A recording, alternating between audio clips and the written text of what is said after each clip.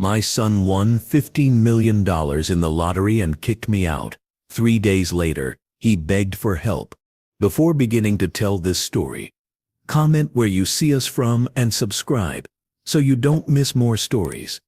The hum of the refrigerator was the sound of my life, a constant, familiar, almost hypnotic buzz that had marked the silences of my dawn hours for the last 12 years.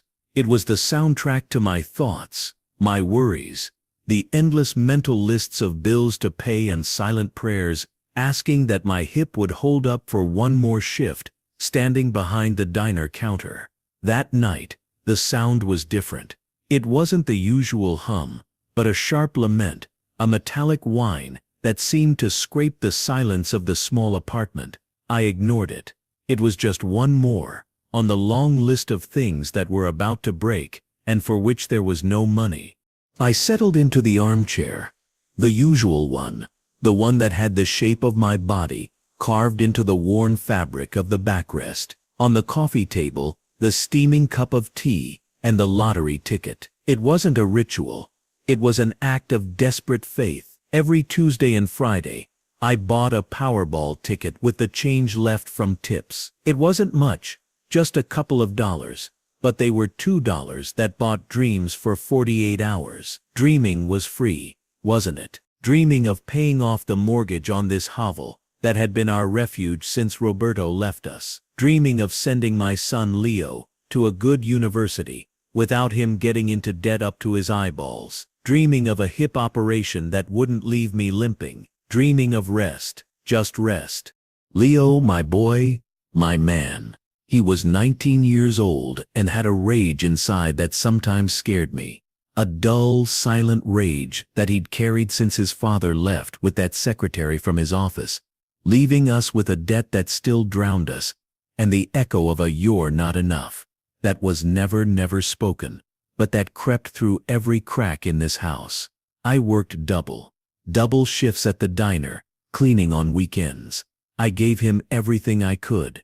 Decent clothes, hot food, a roof.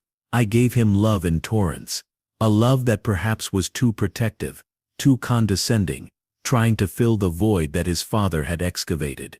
But it wasn't enough. Nothing was. He wanted the life he saw on Instagram, the cars, the $200 sneakers, freedom without effort, and I could only offer him effort without freedom. That Friday, the drawing was especially big. 180 million, an obscene figure, unimaginable. While the TV host, with a smile of teeth too white, began to draw the balls, I closed my eyes and whispered, "Please, for Leo, for us." The first ball, 17, Leo's birthday. The second, 23, mine. I sat up. My heart began to beat in my throat. The third, 42. The number of our old apartment, the one we had to leave. I couldn't breathe. I put my hand on my chest, feeling the wild flight under the bones. The fourth, 8. His lucky number in high school football. No, it can't be. The whisper came out ragged, an incredulous prayer. The fifth, 11. The day of the month he was born. And the Powerball 3. The age he was when his father left. The world stopped. The refrigerator's hum disappeared. The sound of the street vanished. Only the numbers on the television screen existed, blinking, obscene, and the numbers scribbled on the piece of paper that trembled between my fingers. They matched, all of them, every damn number. A sound escaped from my throat, something between a scream and a sob. I covered my mouth with both hands, as if I could contain the explosion of life that had just occurred inside me. I stood up, staggering. My legs wouldn't respond. I looked around, at the poor but clean room, at Leo's photos on the shelf, at the worn floor. Everything seemed different. Everything was different. "Leo," I screamed, running toward his room. "Leo, wake up." He was lying on the bed, with headphones on, looking at his phone. He looked at me with annoyance, pulling off one of the earbuds. "What's wrong, Mom?" Another mouse? He said in that sleepy and slightly irritated voice he always used with me lately. I waved the ticket in front of his face, crying and laughing at the same time, unable to form a coherent sentence. The numbers. My life. The numbers. He frowned, took the ticket, and looked at the TV, where the numbers were still showing in an endless loop. His expression changed from annoyance to confusion, then to disbelief, and finally to a kind of nuclear shock that erased any trace of sleep or adolescence from his face. He jumped up, pulling off the other earbud. Is it real?" he murmured, taking the ticket and comparing it again and again with the screen. "Mom, this is 180 million, I said, gasping. "After taxes, it'll be like 90, maybe more."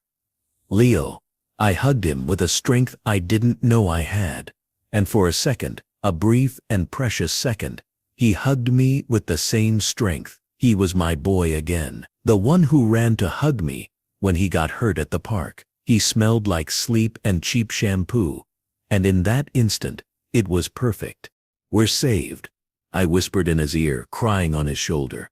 "We're finally saved." The euphoria lasted as long as it takes for a firework to explode, brilliant, blinding, and then silence and darkness.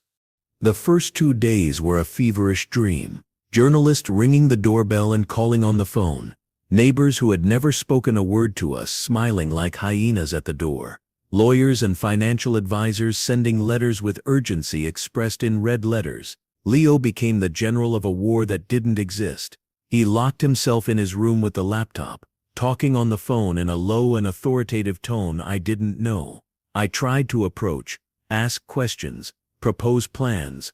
"Honey, we should talk to a trusted accountant, Mr. Henderson from the church." "Leave it to me, Mom. You don't understand these things." He cut me off, without even looking up from the screen.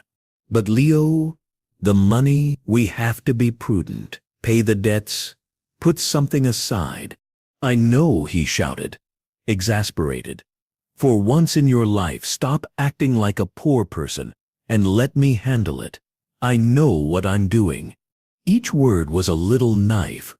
Like a poor person.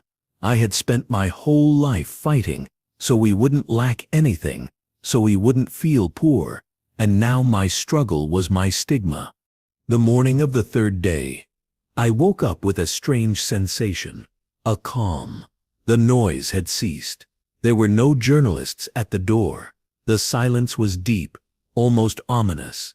I made myself coffee, looking out the window at the rain that was beginning to fall. Today, I told myself, today I sit down with him and we talk like adults. I tell him I want to pay for university, settle the mortgage, donate something to the nursing home where my mother worked, and maybe, just maybe, buy myself a car that doesn't have to be started with faith and a push.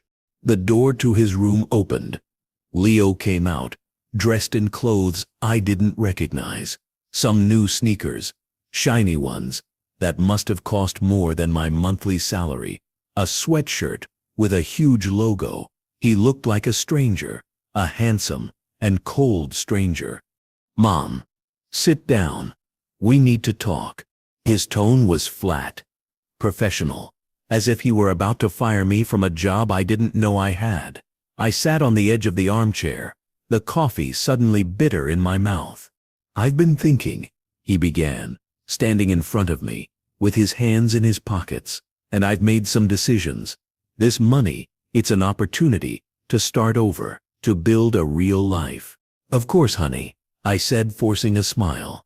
"That's why I wanted to talk to you. To plan our new beginning." He shook his head slowly, and in his eyes there was no trace of the boy I had hugged 2 days ago. There was a glacial determination. "No. My new beginning." The world contracted. "What do you mean?" "I mean I earned this myself." The phrase fell like a slab. "You? How do you say that?" My voice trembled, treacherous. "The ticket, you bought it with my money." "Your money?" "It was change from shopping, Leo." It was my tips. Tips that you took from me for the house, he said, with a twisted and brutal logic. Money that was mine. Therefore the ticket is mine. The prize is mine. I stared at him, unable to articulate a word. It was as if he had hit me in the stomach with a bat. I couldn't breathe. I've consulted with a lawyer, he continued, imperturbable. Although the ticket is in your name, having been bought with funds that could be considered mine, there would be a long legal battle, a battle that you can't afford, and that I, now, can. A legal battle? I managed to stammer. Against your mother? It's not personal, it's business, that phrase, so trite, so cruel. Look, Mom, you and I, we want different things. You want to stay here, in this town, with your small life. I want more. I need space. I need freedom. Freedom from what? From me? Tears began to run down my cheeks, hot and silent. Don't make this about you, he exploded, his coldness breaking for an instant. Always the same. The drama, the guilt. I'm sick of it, sick of living in misery, sick of your sermons, sick of your frying oil smell that permeates everything. Each word was a stab, meticulously placed in the places only a mother knows. I stood up, staggering, leaning on the back of the armchair. My smell? I whispered, wounded to the soul. Yes, this apartment smells like poverty, like effort, like defeat, and I don't want to smell it ever again. He approached the coffee table and took his wallet. New, leather. He pulled out a wad of bills, $100 bills. It must have been $10,000. He threw them on the coffee table, next to my cup of coffee. There you have it. It's more than you've earned in the last 2 years. With that, you can find yourself a place, a motel or something. I have to do renovations here. Start from scratch. Kick me out? The word sounded absurd, surreal. From my own house? My house, he corrected, hitting his chest with his index finger. The mortgage is in your name. But with the prize, I'll pay it off today. The stay. It's not suitable for my plans. I need you to leave, today. I looked at the wad of bills. I looked at his face, hardened, transformed by a wealth that was not yet tangible, but had already possessed him completely. The boy I breastfed, whose scraped knees I healed, for whom I cried with pride on his graduation day, had died. In his place was a greedy and cruel stranger. Leo, please, was all I could say. My pride, my dignity, shattered on the floor, along with those bills that stained everything. No, he said, and his voice regained its coldness. Pack your things, the ones you want. I have an appointment with an interior designer in an hour. I don't want you here when he arrives. He turned his back on me and headed to his room. The door closed. The click of the latch sounded like the slam of a tomb. I stood there, standing, in the center of the room that had been my world, our world, for 12 long years. The smell of coffee, mixed with the smell of rain, and the expensive perfume of Leo's new sweatshirt, which now floated in the air like a poisonous gas, smells like poverty, like effort, like defeat. I moved like an automaton. I didn't cry anymore. The pain was too deep for tears. It was a cosmic void, an absolute silence in the soul. I took an old travel bag from the closet and began to put things in it. Photos, some clothes, my mother's cheap jewelry. I also took the wad of bills, with physical repulsion, and put it in the purse. It wasn't a gift. It was the price of my exile. In less than half an hour I was ready. I had nowhere to go. My sister lived in Arizona. But we weren't close. My friends, they all lived day to day like me. I couldn't show up at their door with a bag and swollen eyes. I opened the front door. The rain was falling hard now, hitting the concrete floor of the porch. I turned around to take one last look. The room was empty, silent, waiting to be transformed, erased, like me. Leo's door opened. He came out with his phone in his hand. "Are you still here?" he said, with impatience. I didn't answer. I just looked at him, trying to find in his eyes a glimmer of remorse, of humanity. There was nothing, just haste. "You're going to get wet," he added, as if talking about the weather. I nodded slowly and went out, closing the door behind me. The sound of the latch closing from the inside was the most definitive sound I've heard in my life. I walked in the rain, the bag hitting my leg. I had no destination. I just walked. Cars passed by buzzing, splashing me with dirty water. People ran to take shelter under awnings. The world went on its course, oblivious to my personal catastrophe. I found a bench at a bus stop, semi-protected by a broken marquee. I sat down, soaked, shivering. I took out my phone. The screen lit up with a photo of Leo smiling. As a little boy, with a missing tooth, I turned off the phone. I couldn't look at him. The hours passed. The rain subsided, then stopped. Night began to fall. Cold and damp, I curled up on the bench, hugging my bag. The bills in my purse seemed to burn, reminding me of the price my son had put on our life together, $10,000, for 12 years of love and sacrifice. I don't know at what moment I fell asleep. Fatigue, shock, overcame me. It was a restless sleep, full of nightmares, in which I chased a Leo who laughed at me while driving away in a sports car. The sound of a phone woke me up. It wasn't mine. It rang and rang insistent, from inside my bag, confused, still caught in the claws of sleep. I opened the bag. It was Leo's phone. It must have fallen when I took out mine. Or maybe I put it without realizing it among my things in my state of shock. I picked it up. The screen illuminated the darkness of the bus stop. Private call. I let it ring. It wasn't my business. It was no longer my business. But whoever it was insisted. Call after call. A knot of anxiety tightened in my stomach. Something wasn't right. At 3 in the morning, they only call with bad news. Finally, after the 5th consecutive call, I answered. I didn't say anything. I just brought the phone to my ear. "Hello?" I said, my voice hoarse from the cold and disuse. "Mom?" It was Leo. But it wasn't his voice. It was the voice of a terrified child. A sharp whimper, broken by sobs he couldn't contain. "Leo? What's wrong? Where are you?" I jumped up, my heart galloping again, but now driven by fear, not joy. "Mom," he moaned, and broke into open tears, with a desolation that froze my blood. "Mom, I'm sorry. I'm so sorry. Please." "What's happening, son? Talk," I begged, gripping the phone so hard I feared breaking it. "They came," he sobbed, his voice trembling, almost unintelligible. "2 men, big ones, with masks. They were waiting inside, in the house." I felt the ground open under my feet. Inside the house. "Have they hurt you? Are you injured?" My maternal instinct, appeased, trampled and exiled, just hours before, emerged with a primal scorching force. "No, no," he gasped. "They tied me up. They covered my mouth. They wanted the money.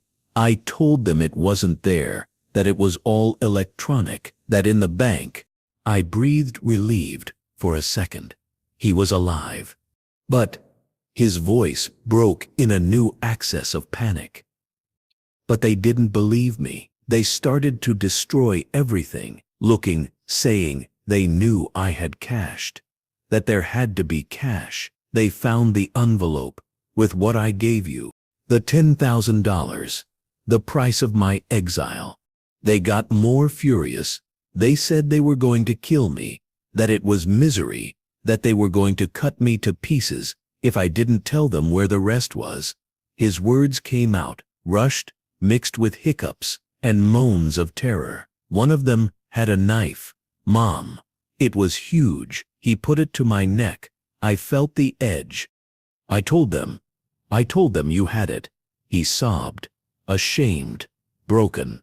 I told them you had taken the money so they would leave me alone. They laughed. They beat me up. They broke my phone. They took what was there. I heard the sound of broken glass in the background. It must have been his. They left a minute ago. I managed to get loose. Mom. His voice was reduced to a terrified, childish whisper. I'm scared. What if they come back? They said they would return, that if I had lied to them, that they would really kill me.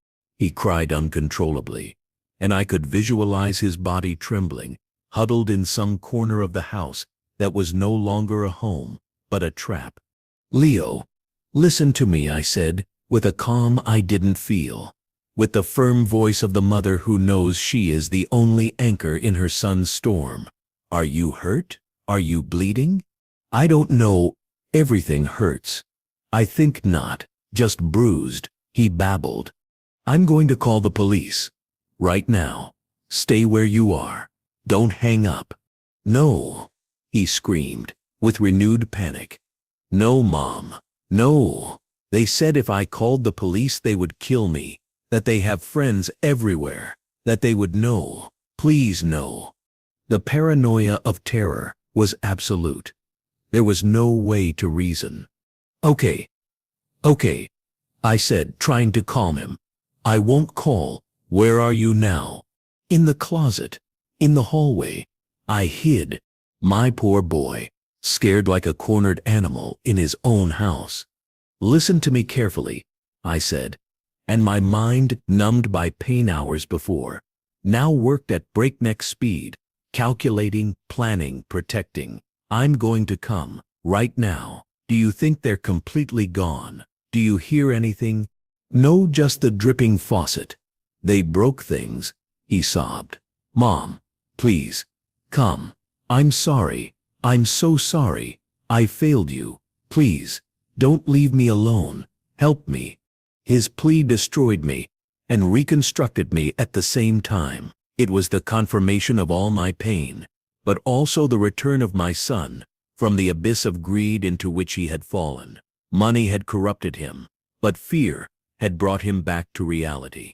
To me, don't move, I ordered, with a voice that brooked no discussion. I'm coming. Now, don't hang up. Stay on the line with me. No, he murmured, weakly. The battery, it's running out. The screen broke. It doesn't charge well. Panic returned. The only thread that connected us was as fragile as he was. How much battery do you have? 1%, he said, and his voice sounded distorted, distant. Mom, I'm scared. Hold on, son. Hold on.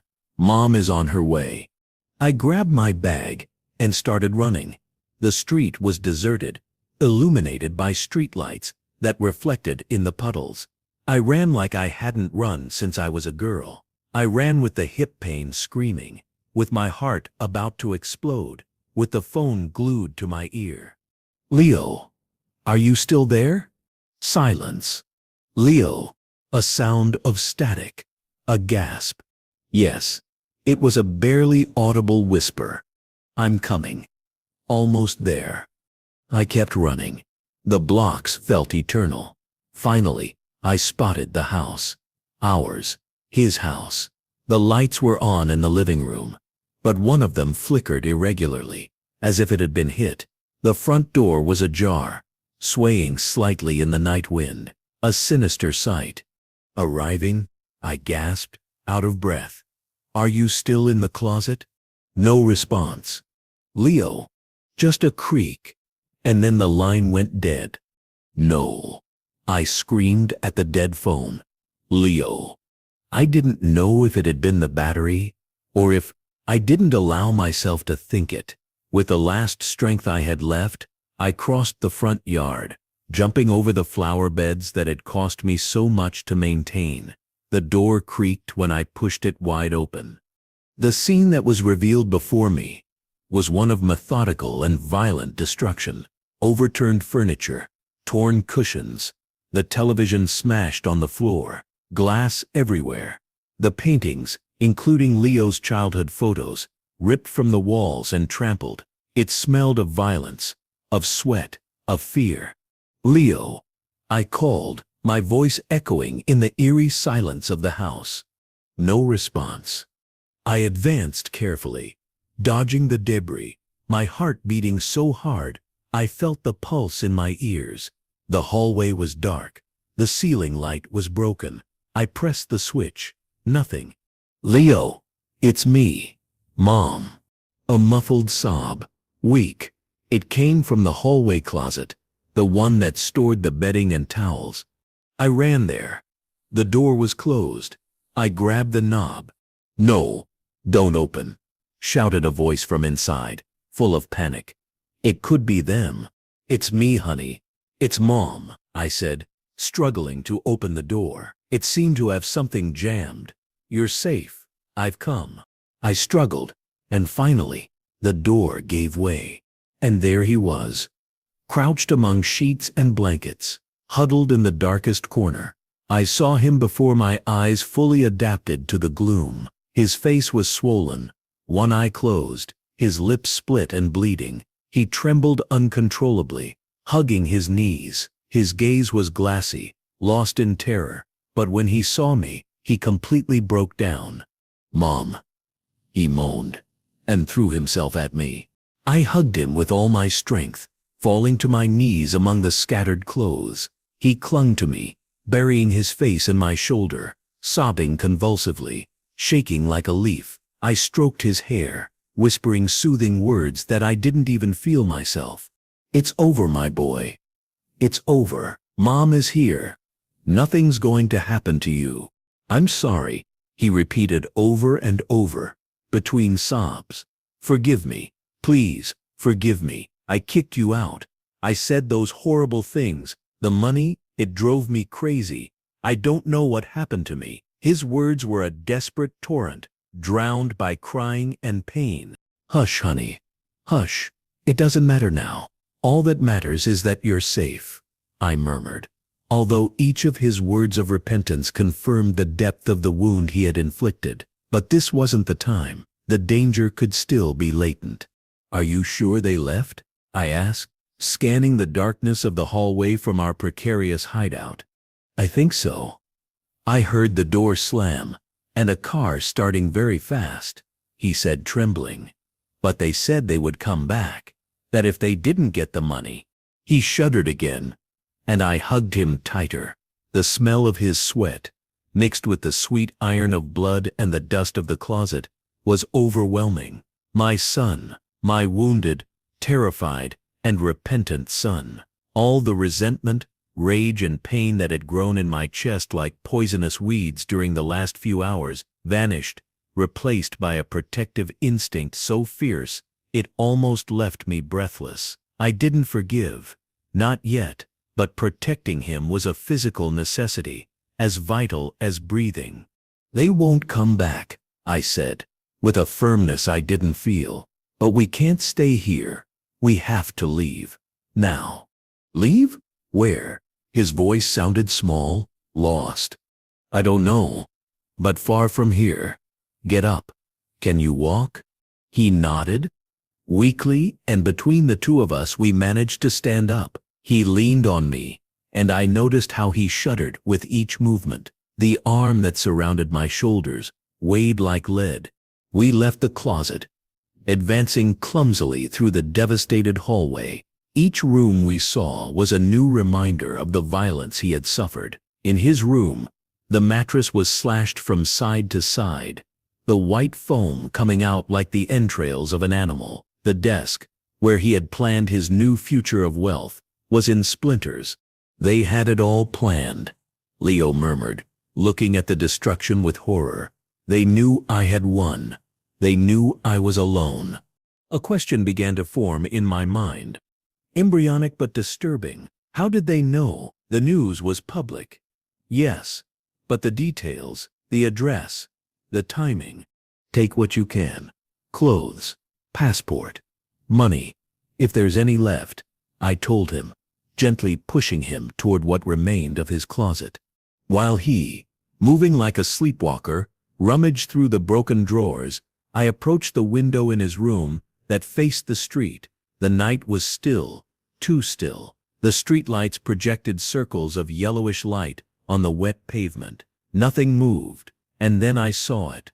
A car, black, big, without markings, parked half a block away, right in the deep shadow between two streetlights. It didn't have its lights on. There was no one inside that I could see, or so it seemed. My heart skipped a beat. Were they still there, or was it just paranoia, fed by Leo's fear and the adrenaline running through my veins? "Mom," Leo called in a low voice. He had grabbed a backpack and was putting some clothes in it. "What's wrong?" "Nothing," I lied, moving away from the window. "Hurry up." While he finished, I went to my former bedroom. The door was wide open.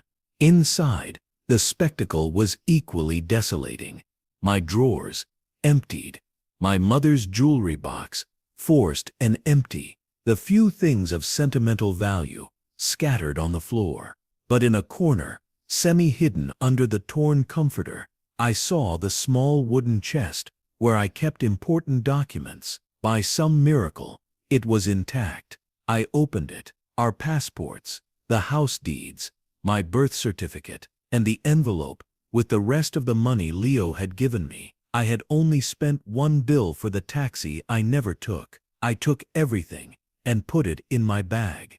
I returned to the living room, where Leo was waiting for me, pale and trembling, with the backpack on his back. "Let's go," I said, taking his hand. It was frozen. We advanced toward the front door, stepping on glass and debris. Each creak under our feet made me shudder. As we crossed the threshold, once again, I couldn't help but look toward the black car. It was still there, motionless, silent, sinister. "Don't look," I whispered, pulling Leo toward the opposite side of the street, moving away from that vehicle. "Walk normally, but fast." We walked. The night enveloped us, humid and cold. I didn't know where to go. A hotel would be the obvious choice, but it required identification, left a trail. If the men in the black car were who I feared, they could look for us there. Roadside motels, the cheapest and most discreet, were miles away. We had no car. "Where are we going?" Leo asked, his voice broken by the pain of his wounds and the effort of walking. "Away from here," was all I could say.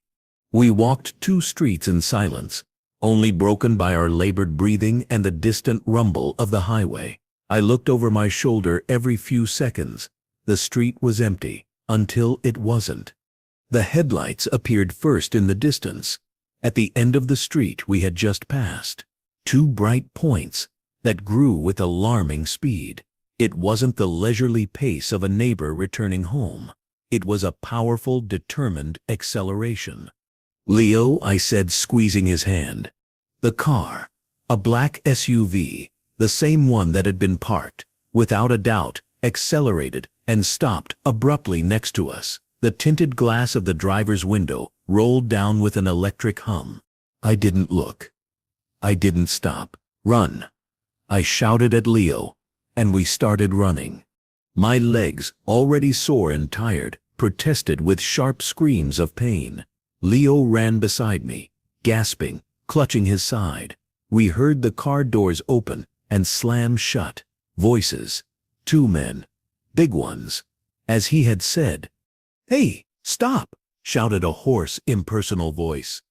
We didn't stop. We turned the corner, entering an alley I knew from my walks. It was a shortcut to a more commercial area, with more light, maybe with people, but it was long and narrow, flanked by tall wooden fences. "Mom, I can't," Leo moaned, visibly limping. "Yes, you can," I ordered, almost shouting, pulling his arm. "Don't stop." The footsteps behind us were heavy, fast. They were getting closer. They didn't shout anymore. They just ran. That was even more terrifying. Halfway down the alley, a fence had a loose board. I pointed it out to him. Through there. I pushed the board, which gave way with a crack, revealing a small empty lot full of weeds. I pushed Leo through the gap and squeezed in after him. Just as the figures of the two men entered the alley, we crouched behind the fence, gasping, holding our breath. We heard their footsteps approach, then slow down. They were right on the other side of the fence. "Where did they go?" said a voice, rough, with a hint of frustration. "They have to be around here." "Check," said the other, calmer, but with an authority that chilled the blood. The flashlights turned on, sweeping the alley. A powerful beam of light passed over our heads, illuminating the weeds around us. We crouched lower, pressed to the cold, damp ground. Leo trembled against me. I put a hand over his mouth, gently to silence any sound. The footsteps moved away, then returned. Nothing. They vanished. The man with the calm voice cursed under his breath. "It doesn't matter. We know who they are. We know where they would go. They won't go far." "And the boy?" He said the mother took the money. A dry, cruel laugh. "Lying. He's a scared kid. The money is somewhere in that house. Or he has it. We'll go back, or we'll find the mother. She'll talk." The sound of their footsteps moved away, back toward the car. We heard the doors close, and the engine start, moving away little by little, until silence took over the night again. We stayed crouched in the weeds, not moving, for what seemed like an eternity. Fear had us paralyzed. Finally, I dared to look through the gap in the fence. The alley was empty. I collapsed against the fence, my strength suddenly abandoning me. Leo curled up beside me, burying his face in my shoulder. "I'm sorry, Mom," he whispered, over and over, like a broken mantra. "I'm sorry, I'm sorry, I'm sorry."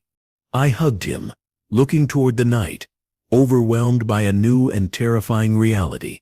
This hadn't ended. It had just begun. My son hadn't just won a fortune. He had attracted a curse.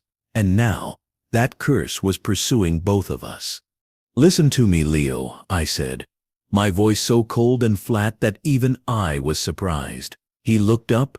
His swollen eyes full of tears reflected the faint moonlight filtering through the clouds. "Forget the regret. Forget the fear. Now there's only one thing that matters: survive. Do you understand me?" He nodded, slowly, swallowing. "Those men, they weren't just any thieves. They knew too much, and they found you too quickly." The seed of suspicion I had planted before sprouted with force. "Leo, who did you tell? Who did you tell that you had won? Who did you brag to?" His expression changed from fear to confusion, and then to a horror of a completely new quality, the horror of betrayal. Only one person," he stammered, paling even more. If possible, he was the first to congratulate me. The only one who seemed to understand. "Who, Leo?" I insisted, gripping his shoulders. "Tell me." He opened his mouth to say a name, but at that precise moment, the phone I had returned to him, the one he had in the pocket of his sweatshirt, vibrated with a soft hum. Both of us froze. It wasn't a call, it was a notification. With a trembling hand, he took out the phone. The broken screen lit up, showing a text message. The sender's name made a wave of ice run down my back. It was from Jake, his best friend since childhood, the boy I had brought home so many times for dinner, whose scraped knees I had mended alongside Leo's, whom I considered almost like a second son. The message was brief, so brief it was lethal. "Jake, everything okay, dude? I heard weird noises at your house. Those guys seemed heavy. Need me to give you a hand with something?" Leo looked up at me. His eyes were two wells of absolute betrayal and terror. Jake lived at least 15 minutes away by car. He hadn't heard anything. Unless he knew exactly what was going to happen and when. It was him, Leo whispered. And the sound was that of his world of friendship and loyalty crumbling into dust. I told him everything. I told him I was kicking you out, that the house would be only mine, that we could have parties. He told me we should celebrate last night, that he would bring some friends. The puzzle piece clicked into place with a sinister click. Jake's friends. The phone vibrated again in Leo's hand. Jake again. Jake, hey dude. Those guys, if they found you, don't tell them we talked, okay? For my safety, you understand. Good luck. It was a confirmation. A cowardly, selfish confirmation. Jake had sold Leo out. He had told them when he would be alone. Where? And now he was washing his hands. Leo looked at the message, and then looked at me. In his eyes there was no longer any trace of the arrogant teenager who had kicked me out of the house. There was only a terrified, betrayed, and completely lost child. Mom, he said, and his voice was a thread of a voice, loaded with devastating understanding. What have I done? Before I could answer, the phone vibrated for the third time. But this time, it wasn't a message from Jake. It was an unknown number. The text was terse, anonymous, and each word was a drop of ice on the nape of the neck. Unknown number. Stop running. It's not personal. It's business. Give us the money, and we'll forget your face. Keep playing, and we'll forget you had a mother. Leo let out a choked moan, and the phone fell from his hands onto the wet grass. Both of us looked at the cracked screen, illuminating the weeds at our feet with its ghostly light. They weren't just two thugs. It was something more organized, something much more dangerous. And worst of all, they knew my number. They knew who I was. The threat was explicit. The silence that surrounded us then was not just the absence of sound. It was the palpable presence of danger, of a net closing around us, of a game whose rules we completely ignored, but in which we were irremediably trapped. And in that silence, under the cold light of the moon, hidden in an abandoned lot, with my wounded and terrified son beside me, I knew that the nightmare was far from over, that the $15 million were not a prize. They were a target painted on our backs, and that the only person in the world I could trust was myself. The hum of the phone against the wet earth was the only sound in the world, an obscene vibration that seemed to emanate from hell itself. The light from the cracked screen illuminated our faces from below, projecting monstrous and dancing shadows that turned my son into a specter and me into a statue of horror carved in stone. We'll forget you had a mother. The words floated in the air, as tangible and poisonous as gas from a chamber. It wasn't a threat. It was a sentence, a promise. And the most terrifying thing was its impersonality, its business. The same phrase that Leo had spat at me hours before now returned, deformed in a grotesque mirror, to devour us. Leo gasped, hiccuping, on the verge of shock. His eyes, swollen and glassy, didn't leave the device, as if a rattlesnake were coiled around it. Mom was all he could articulate, a plea that came from the most primitive and terrified place in his soul. I didn't breathe. I didn't blink. Every instinct, every fiber of my being, focused on a single task: survival. The pain in my hip, the exhaustion, the betrayal, the heartbreaking pain for the son I had lost, and the man I had found, everything compressed into a ball of incandescent steel in the center of my chest. I was no longer Carmen, the single mother, the waitress with the broken hip. At that moment, under the cold moon and the gaze of those unknown eyes through a text, I transformed into something else. I became a beast, a cornered prey that knows its only option is to become a predator. With a calm movement, too calm for the whirlwind roaring inside me, I leaned down and picked up the phone. My fingers didn't tremble. The cracked screen bit my skin. I read the message once more, absorbing each syllable, each hidden intention behind those clinical words. "Get up," I said. My voice was not the one from an hour ago, broken by crying. It was not the one from 3 days ago, full of overflowing joy. It was flat, metallic, a freshly sharpened steel blade. Leo looked at me, disconcerted by the tone. The fear in his eyes mixed with confusion. "Mom? Get up," I repeated, without altering the volume, but with an intensity that made him shudder. "Now." He stood up, staggering, clutching his side. His lip was bleeding again. "But what, the message?" he stammered, pointing at the phone with a trembling finger. "I've already read it." I put the phone in my coat pocket, hiding its light. Darkness enveloped us again. But now it was different. We were no longer two hidden victims. We were 2 points of consciousness in the night, stalked. They knew your number. Now they know mine. That means they have access to things, to information. They're not just thugs. They have resources. "Jake," he whispered, the name sounding like poison in his mouth. "Jake is a pawn. A useful and disposable traitor." The words came out cold, logical, while my mind connected the threads at breakneck speed. "They are professionals. This is systematic. They isolated you first. They took away your network. Me." The truth hit me with brutal clarity. The timing wasn't a coincidence. They pressured you to kick me out. Right. They gave you ideas. They intoxicated you with that rhetoric of freedom and business.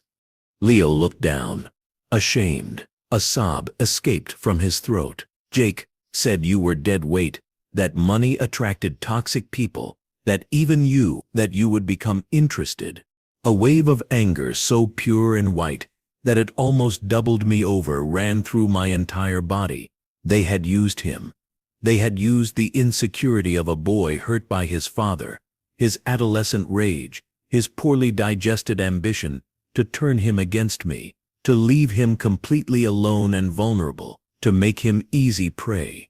"Listen to me well, Leonardo," I said, grabbing his face with both hands, forcing him to look at me. My fingers were cold against his feverish skin. In my eyes there was no longer comfort, only the reflection of the moon, and the most absolute determination. "What happened before? Your cowardice, your cruelty. We'll talk about it. If we survive this night, we'll talk about it, until there's not a word left unsaid, not a wound left unhealed. But right now, in this second, all of that is noise. Do you understand me? Noise." He nodded, slowly, his tears wetting my fingers. "This is war," I continued, my voice a whisper charged with urgency. "And in war, there are only 2 sides, them and us, and we are going to win." "Win?" he murmured, as if the concept seemed foreign to him. "Mom, they have knives, they have our number, they know everything. And we have something they don't?" I said, releasing his face and staring into the darkness beyond the fence, toward the empty alley. "We have the instinct of a mother who has just been threatened with death. And we have—" I put my hand in my bag, searching among the passports and documents, until my fingers closed around the cold and familiar metal of the key. I took it out. It hung from a keychain, shaped like a sun, worn and cheerful. A gift from Leo when he was 6 years old. The keys to my beat-up 2008 Honda Civic, parked 2 streets away, where I always leave it, because there's no space here. Leo blinked, disconcerted by the absurd turn. "The car. What does the car matter now?" "It matters," I said, sketching a cold smile. "The first of the night. That didn't reach my eyes. Because they're looking for a rich and scared boy, and his poor and defeated mother. They're looking for fingerprints, credit cards, taxis, hotels. They're looking for patterns." I squeezed the key in my fist until the teeth of the metal almost dug into my palm. "And they're not going to find that woman. That woman stayed crying on a bench in the rain. I am another. I held out my hand to him. Come with me. We left the lot through the same gap in the fence, moving like shadows. We no longer ran. We walked with silent and stealthy determination, close to the walls, blending with the night. I went first, with hyper-alert senses, scanning every dark window, every doorway, every parked car. Leo followed me, limping but silently, his breathing a faint whisper behind me. We reached the Honda, a pile of dark blue scrap metal, with dents and the exhaust pipe held with wire. The physical representation of my life, of efforts. But at that moment, it was the most beautiful vehicle in the world. It was anonymity. It was escape. I opened the driver's door with a familiar creak. The interior smelled of spilled coffee, cheap perfume, and years of trips to work. I indicated to Leo to get in and crouched down in the passenger seat, out of sight. I sat behind the wheel, closed the door, without making noise, and inserted the key. I mentally crossed my fingers. The engine coughed once, twice, and then roared with a loyalty that filled my eyes with tears for the first time in hours, but this time with gratitude. It was old, it was noisy, but it started. I didn't turn on the headlights until I had driven half a block. I drove unhurriedly, respecting speed limits, like any woman returning home from a late shift. Through the rearview mirror, I watched every pair of lights that approached. Nothing. The street slept. Where are we going? Leo asked from the floor, his voice muffled by the upholstery. To Mrs. Gable's house, I said. The old woman from the third floor? The one who always smells like cats and soup? That's the one. I sketched another humorless smile. I take her magazines on Tuesdays and change her light bulbs since she fell off the stool 2 years ago. She has a key of mine in case I forget hers, which happens often, and I have one of hers. Leo remained silent, processing the genius of the mundane. No one, not in their most paranoid dreams, would relate a millionaire fugitive to the lonely and bad-tempered old woman from the third floor of our own street. The place we had just fled from. The place no one would look at again. I parked 3 blocks away, and we went up the fire stairs, avoiding the elevator and the doorbells. Mrs. Gable's key turned in the lock with a soft click. The apartment smelled of cats, chicken soup, and mothballs. It was dark and silent. She would be fast asleep, thanks to the pills she took at 10 o'clock. We slipped inside, and I closed the door without making noise. The darkness was absolute. We sat on the floor of the entrance hall, back to back, as we had done in the closet. But this time we weren't hiding, we were regrouping. The silence was dense, only broken by our breathing, and the distant purring of a cat in some room. It was then that Leo spoke, his voice a hoarse whisper in the darkness. "I'm sorry, Mom," he said. And this time he didn't sound like a scared child, but like a man seeing the depth of the abyss he had dug, not just for kicking you out, for everything, for not seeing you, everything you did, everything you were. I didn't respond immediately. I looked toward the darkness, toward the ghostly outlines of another person's furniture, another life. "The money didn't change you, Leo," I said finally. My voice soft, but imperturbable. "It just took off your mask. And underneath, what those men found, what I saw today, was the void your father left, and the rage I didn't know how to fill." He inhaled sharply, as if I had hit him. "We'll survive this," I continued, "because we have no other choice. And when we do, you'll have a choice. You can use the money to try to fill that void with more things, more friends like Jake, more noise. Or," I paused, letting the words settle in the darkness, "you can allow the void to teach you what really matters. You can rebuild yourself from scratch, and this time, I'll be there, not to protect you from the world, but to make sure you become a man who doesn't need to kick his mother out to feel free. Before he could respond, the phone in my pocket vibrated again. Both of us tensed. The sound was obscenely loud in the silence of the apartment. I took it out slowly. It wasn't an unknown number. It was the bank. An automatic alert. Security alert. An attempt has been made to make an electronic transfer from your account for a value of $14,995,000. To authorize, please. My blood froze. They didn't just have our numbers. They had access to the account. They were already liquidating the prize. They had acted with brutal speed. And then, below that message, another appeared, from the same unknown number. Unknown number. Last chance. The transfer is on hold. Tell me where you are, and I'll authorize it. Your son lives. Don't answer, and I'll authorize it anyway. But my partner wants to practice with the knife. 60 seconds. The phone screen illuminated my face, and it must have reflected the absolute horror I felt, because Leo sat up. What? What is it? He asked, his voice loaded with panic. I didn't answer him. 60 seconds. 60 seconds. To decide my son's fate, to hand over a fortune that was a curse, to give in to terror. I looked at Leo, his swollen eye, his bleeding lip, the absolute fear in his eyes, the boy who had sung in the school choir, the teenager who had stayed up studying for a final exam, the man who had kicked me out of the house, the son who had begged me not to leave him alone.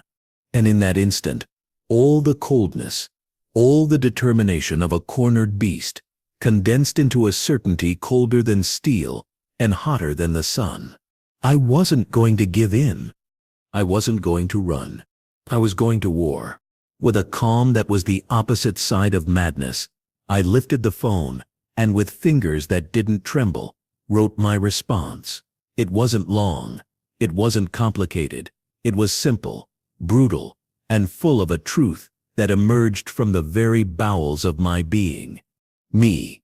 Kill him, if you have the guts, but his blood will stain your hands, not mine, and the money you want so much will turn to ash between my fingers before it touches yours. I already lost my son once today. I have no more fear to lose, but you have a lot to lose, and I now know how to find you. I turned off the phone. The shutdown beep was the most definitive sound I've made in my life. The darkness enveloped us again. Leo looked at me, not understanding. His gasping was the only sound in the universe. What did you do? He managed to say, trembling from head to toe. I looked at him. In the gloom, he was only the outline of his face, the shine of his eyes full of tears. I called their bluff, I said, and my voice sounded strange, serene and terrible at the same time. I told them to kill my son if they dare. He held his breath, a gulp of air trapped by shock. And why would you do that? He whispered, with a horror that wasn't for the threat, but for me. Because at that moment, in the loaded silence of Mrs. Gable's apartment, with the smell of cats and soup, I knew the game had changed. It was no longer about hiding. It was about winning. It was about reminding those men, Jake, the world, and my own son, a truth that everyone had forgotten. I smiled. A smile that had no joy, only the sharp edge of a dark revelation. Because I just remembered something, honey, I whispered, extending my hand to caress his wounded cheek with a tenderness that contrasted with the bomb I had just dropped. 12 years ago, when your father left us for that bitch from his office, he didn't just take his damn vinyl record collection. I leaned toward him, until my breath caressed his ear, and whispered the last truth, the one I buried with the clothes of my old life, the one no one, not even my son, knew. He took a secret, and those men, they don't want your money, Leo. They think it's theirs. Leo pulled back, his eyes wide in the darkness, trying to process what I had just revealed. What secret? What do you mean they think it's theirs? I sat back against the wall, feeling the weight of 12 years of silence lifting from my shoulders. The truth had been buried so deep, I had almost convinced myself it never existed. But now, with death breathing down our necks, it was time to excavate it. Your father, I began, my voice steady, despite the tremor in my hands, wasn't just a businessman, Leo. He wasn't just selling insurance policies and playing golf on weekends. He was laundering money, millions of dollars, for people who don't forgive and who certainly don't forget. Leo's breath caught. Money laundering, Dad? Clean money in, dirty money out. He had clients, dangerous clients, people who needed their cash to look legitimate. Your father was very good at making illegal money disappear into legal investments.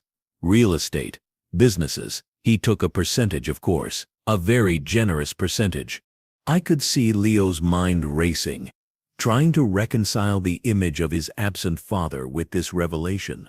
But if he was making so much money, why were we always struggling? Because when he left, I said, my voice hardening, he didn't just abandon us emotionally, he stole from his clients. $3 million, money that belonged to very dangerous people, money that was supposed to be cleaned and returned to them. The apartment fell silent, except for the distant ticking of Mrs. Gable's old clock. Leo stared at me, his swollen face pale in the dim light filtering through the curtains. He told them I had it, I continued, the bitterness in my voice like acid. When they came looking for their money, when they found out what he had done, Roberto pointed them in my direction, said I was in on it, said I knew where he had hidden their $3 million. My God, Leo whispered. For 12 years, I've been looking over my shoulder, working double shifts, not just to pay our bills, but to stay invisible. I changed our last name. Remember? I told you it was because I wanted a fresh start after the divorce, but it was because I was hiding from them.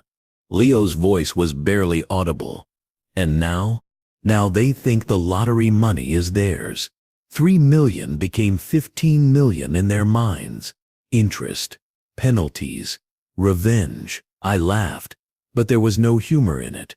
They probably think we've been living off their money all these years, and the lottery win is just us flaunting their stolen cash. But we haven't, we don't have their money. We never did. No, I said, my voice growing cold again.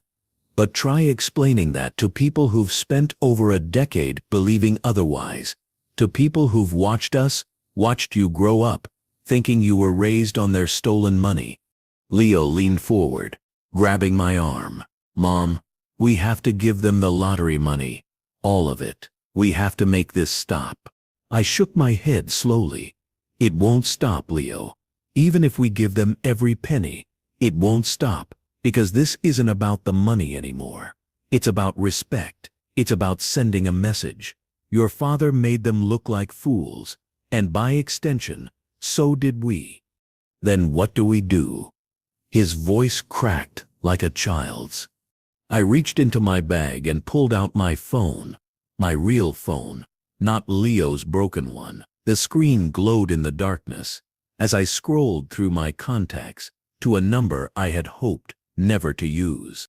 We call the one person who might be able to help us, I said, my finger hovering over the contact. The one person who knows exactly who these men are, where they come from, and what they want. Leo's eyes widened as he saw the name on the screen. Roberto Morales. Dad? He breathed. But he left us. He destroyed us. Yes, I said, my voice steady as stone. And now he's going to save us, because if he doesn't, his son dies. And even Roberto, for all his faults, for all his cowardice, wouldn't be able to live with that. I pressed the call button. The phone rang once, twice. On the third ring, a familiar voice answered, older, more tired, but unmistakably him. Carmen? Carmen, is that you? 12 years of silence. 12 years of abandonment. 12 years of rage. All of it compressed into 2 words. Hello, Roberto. There was a sharp intake of breath on the other end. Carmen, how did you? I thought you'd changed your number years ago. I did. This is my work phone, the one I use for emergencies. I let the weight of that word hang in the air. And this, Roberto, is the biggest emergency of our lives. What's wrong? Is Leo okay? Despite everything, despite the years of hatred, I heard genuine concern in his voice. It was the first spark of the man I had once loved, buried under layers of betrayal and cowardice. No, I said simply.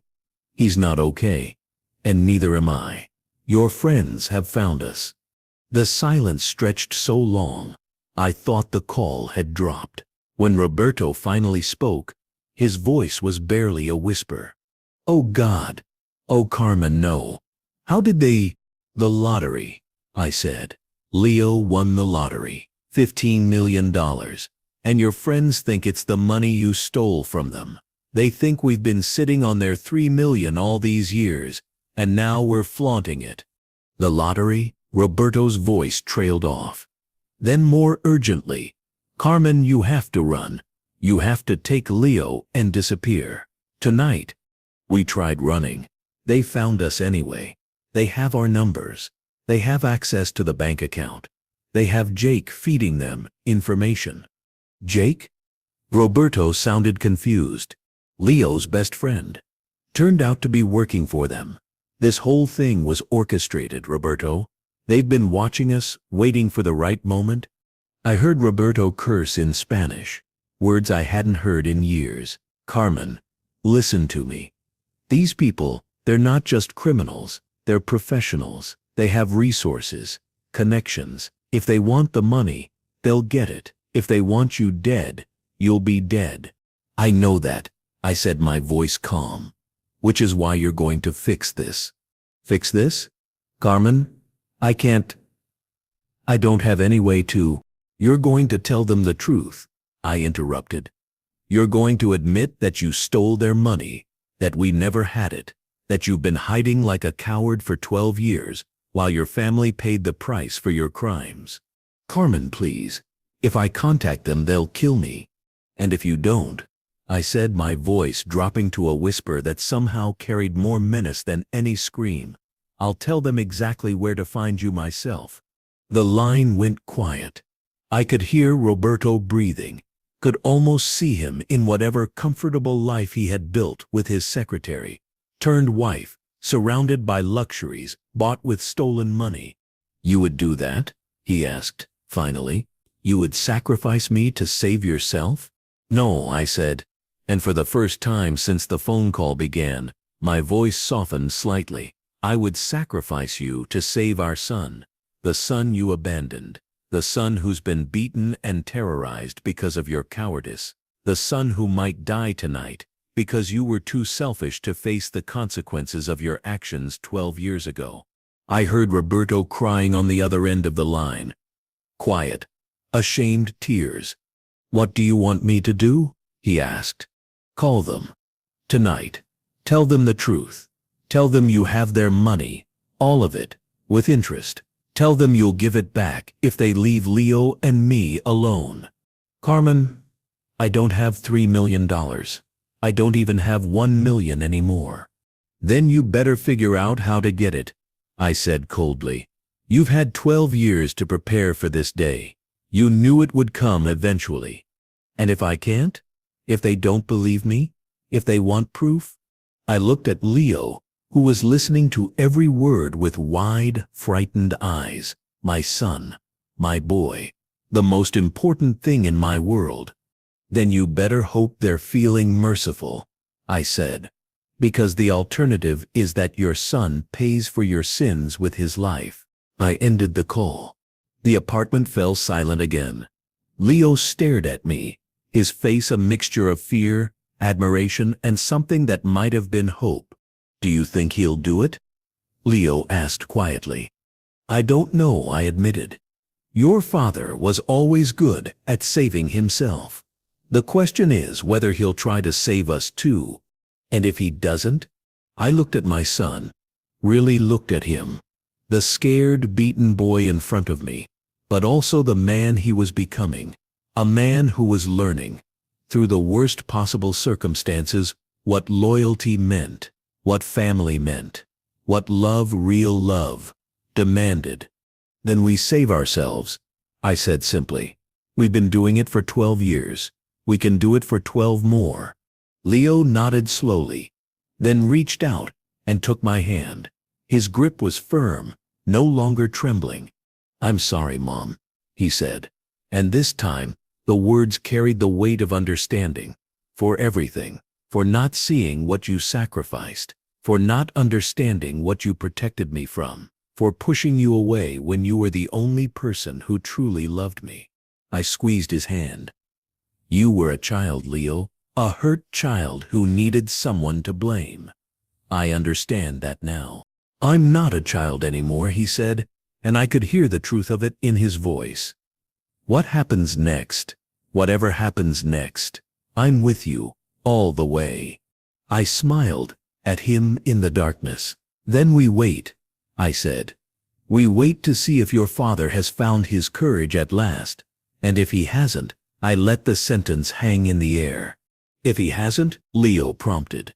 "If he hasn't," I said, my voice carrying the weight of 12 years of survival. "Then we remind these people that they're not dealing with the scared woman who let her husband disappear into the night 12 years ago. They're dealing with the woman who raised a son alone, who worked 3 jobs to keep food on the table, who fought every day to build something good from the wreckage Roberto left behind." I stood up, pulling Leo with me.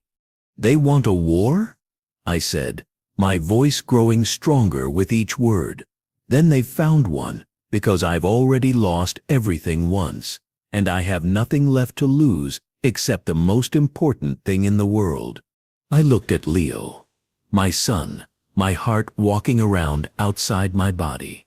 "And I will die before I let them take him from me again." The phone buzzed in my hand. A text message from Roberto. "Roberto, I've made the call. Meeting them tomorrow at noon, Pier 47. If this goes wrong, tell Leo I loved him. I always loved him. I was just too broken to show it." I showed the message to Leo. He read it twice, then looked up at me with tears in his eyes. "Do you think he means it?" he asked.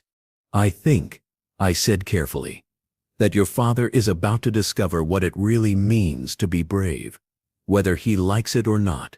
Outside Mrs. Gable's apartment, the first hints of dawn were beginning to creep across the sky. The longest night of our lives was ending. But somehow, I knew that the real fight was just beginning.